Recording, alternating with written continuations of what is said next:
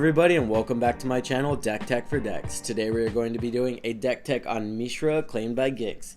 This card's insane. Not only are we going to be doing a lot of damage to our opponents just by attacking, but after the combat step, we're going to get those life totals really low.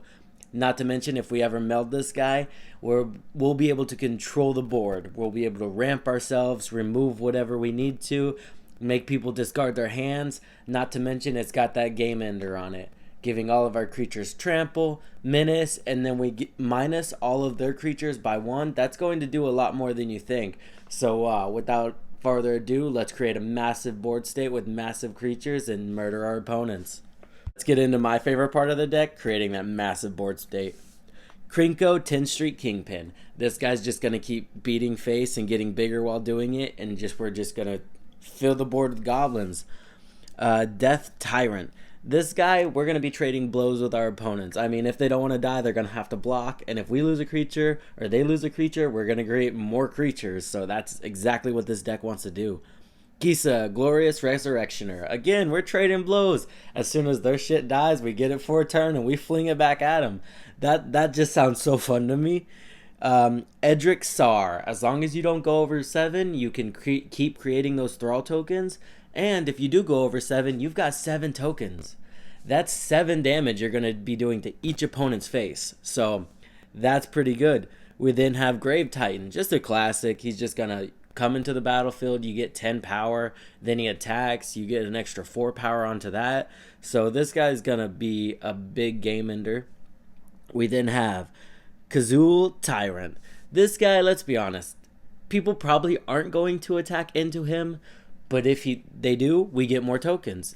And it's going to prevent us from dying from just a massive board state of 1/1s, which does tend to happen.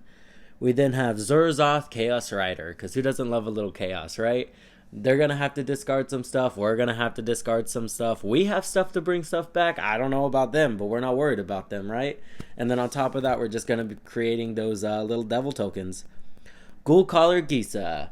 Sacrifice something massive and get a massive board state. I like it. Krinko Mob Boss. Not as cool as the other one because we have to tap him, but he can still create a really big board state. Lagamos, Hand of Hatred. This guy is going to get us a token at the beginning of each of our combat steps, and it's going to let us tutor for something later on. Say like we sacrifice a whole bunch of creatures for some value, or we just lose them in combat, we'll be able to tutor up a card. And then Blade Wing Deathless Tyrant. This card I'm excited about because there is some graveyard synergies in here. We do have some discard, so the ability to just create a massive board state with our graveyard, it's going to be pretty good. Let's get into some card advantage. We have Lelia the Blade Reforged. This is an aggro deck, so we're going to be attacking a lot, and when we attack, this one's going to let us cast a card from the top of our library and get bigger while doing it. Garna, Bloodfist of Keld. I'm really excited about this one because not only can it act as damage if we use it in a certain way, but it'll also get us some card advantage for losing all those creatures, because we will be losing creatures. We then have Professional Facebreaker. I really like this card because not only is it ramp, but it can get you advantage as well. At any time, we can get some crossover into the themes, like a card acts as ramp and card advantage. That's really good for deck building. We then have Warhost's Frenzy. This one's pretty cool because it gives you the ability for the whole turn. So it doesn't matter how those creatures die, but when they die, you'll draw the card. So this one's really good, and I don't see a lot of people looking at it, but it's a really good card. We then have Skull Clamp, because this one is it's going to be really good on the deck. Equip it to a creature, the creature dies, you draw some cards. This is definitely one of the best cards in the deck. Black Market Connections. This might be the best card in the deck. It does everything we want to do. It creates tokens, ramps us, and draws us a card. So that's pretty insane.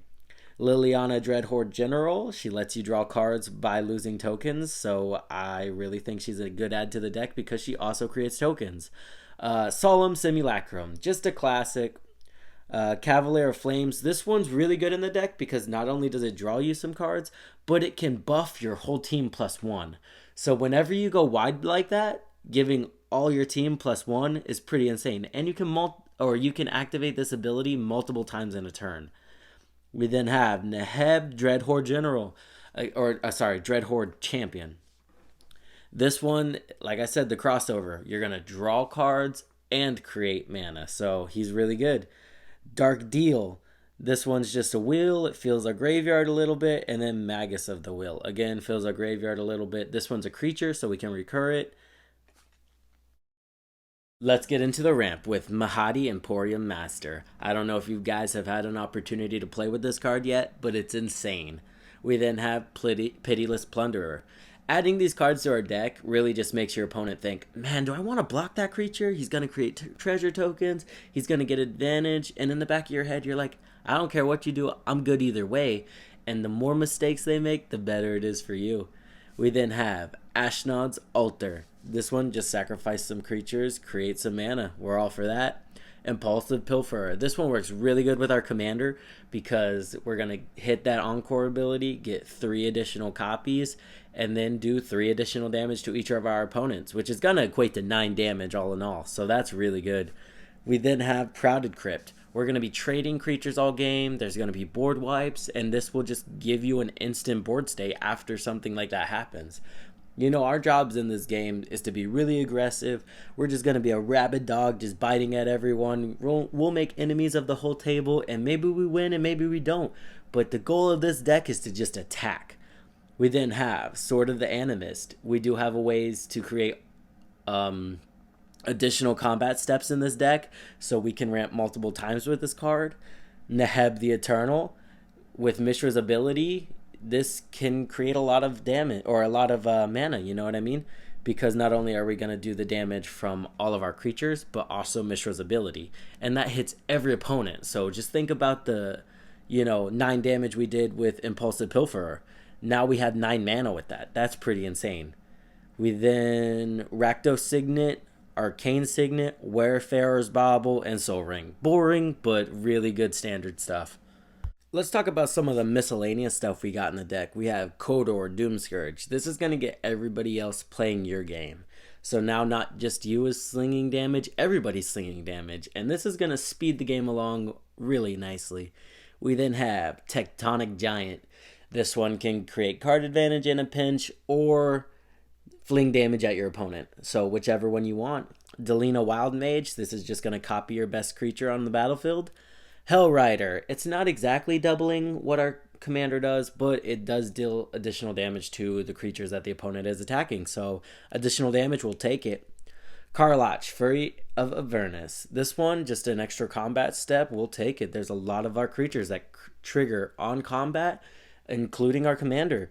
We then have Goblin Bombardment. Maybe we just need to sack some creatures to get rid of an opponent or creature. So this one's always a really good add to a token deck.